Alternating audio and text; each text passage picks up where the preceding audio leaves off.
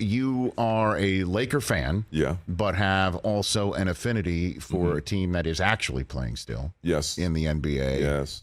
Playing for the trophy. Yeah. And again, Game 3 is coming up tonight in Boston. You're a Warriors fan as well, correct? Yeah. So now, how do we get on the Warriors track here, Mike I'm Colter? a basketball purist, and I saw a long time ago. Because I'm a Laker fan, I used to watch Kobe play, and I watched the competitive nature in which they would play the Lakers, even when Kobe was still in his prime. I watched Steph, and I watched the Splash Brothers, right? Yes. And I could see it, and I think even Kobe saw it. The competitive nature of those two guards. I just watched them grow, and I love the fact that they were drafted, and that it wasn't some situation where they went and got no super team. No super team. Right. I love that. I love the idea that they just grew their own players and created their own culture over there, and they're such a good team because they seem to be able to rebuild quicker than anyone else and put in pieces that no one thought would fit. And I do think the culture is really good there, so I love watching them play. Yeah, I mean, and again, I know your show and Evil. This is not anything to talk about Evil because he's the exact opposite of that. But there is something supernatural when Steph Curry shoots the ball. Well, it is something supernatural, but also there is something that you talk about Evil. Steph I think he has an alter ego. I think he's a much tougher person than his exterior shows. Well, you have to be. You have to be. Of course. He just seems to always be even keel, but he also seems to have a part of him that he's really angry. He just suppresses it. Yeah. He looks approachable because he is approachable. Yes. Looks like a sweetheart because he is a sweetheart. But when it comes time to make sure you do not win, he is the cold-blooded babyface assassin. Yeah, what he is. Yeah. And especially since a couple times this year. I don't know if he's been doing it prior to years, but when he has the shot and they win, basically to put the other team to sleep. He does. Yeah, he does. Yeah, he puts his night. I love that. That has a certain sort of nastiness. Oh, it's cold. Exactly. It is. But Draymond Green is the true nasty player on that team. He does poke the bear on the other team. He gets into it. I get a little nervous because, obviously a few years ago he got suspended during the finals against LeBron, and I thought that was really unfortunate. I thought it really changed the direction of the series. Yeah. I really do. I really think it made a difference. And the other night he got caught, and it was like people were wondering, was he going to get another technical? Laying his feet on top of Jaylen Brown. Yeah, pulling, maybe trying to get up by grabbing his shorts or whatever.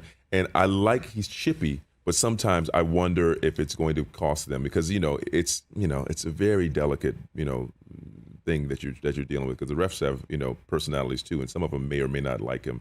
Based on that, and so I'm always worried that they're going to change the game. Well, you got a Boston guy over there that thought that he should have been ejected. Oh yeah, of course he did. Yesterday. Yeah, of course. He's biased. Well, he kicked him 3 times. He didn't kick him. He laid his feet on him. Like if a grown man rested his feet on you, how would you react? Okay, here's the thing. I'm gonna and then tried to pull your pants down. I'm contrarian. I'm gonna go back 30 years ago. I mean, Lambier and Parrish. Listen, this is chippy. A little pull, little shorts pull. We're gonna suspend him because of that. This is the game we play now. No, we gotta be a little. Come on, this is the game we playoffs. play now. Larry Bird once threw the ball at Bill Lambier. Now Lambier deserved to have the ball thrown at him because Lambier took him down. I mean, Rambis clotheslined a guy. Yeah, that's true. It's a different game though now. Yeah, and they kept playing. They just kept playing. So I mean, within context, I think that's not a suspendable, action. That's yes, Jaylen Brown. But it was the second act of what he had already done. I mean, come on, let's just adhere You by the win rules. it with? You want to win it? Do you want to win it that way? I want to win. Oh, so he's one of those. You want to win it without Draymond. I want to win. Well, then you think the Cavs title has an asterisk, then, right? Well, injuries are injuries, but there's ejections. No, not ejections. Well, and plus Jaylen Brown is a local kid, pretty much. He went to Cal. Yeah. He went to Cal. Yeah. I'm not excusing his behavior in any way, shape, or form. I'm actually trying to back your play here that Jaylen Brown doesn't deserve that sort of thing. But Draymond Green is definitely one of those edgy players that you never know if he's going to be doing the wrong thing or not. Yeah. But it's just what an incredible run. It's funny how you say that you liked how they were their own team, growing their own team. And then they did get Durant coming in their direction.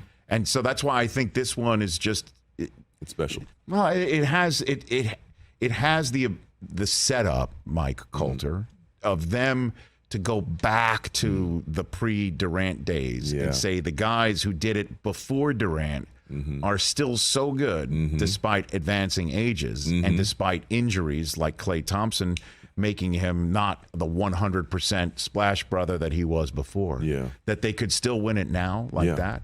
That would be sort of the cherry on top. It would be special, and it's ironic because they, I wish Durant didn't leave, but it is a culture that seems to be able to thrive with, and put team above everything else.